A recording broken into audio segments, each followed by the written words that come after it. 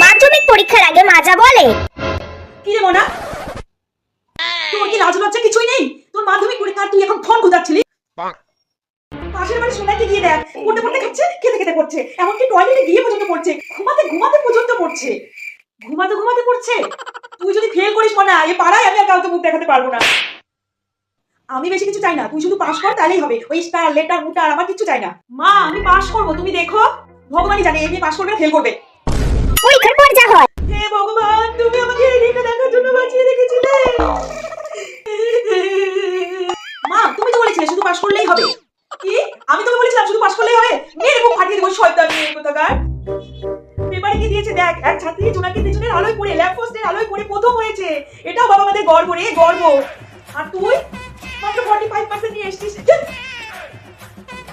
এই বালতিটা পুরো পড়ে গেছে, যাই আরেকটা বালতি নিয়ে আসি।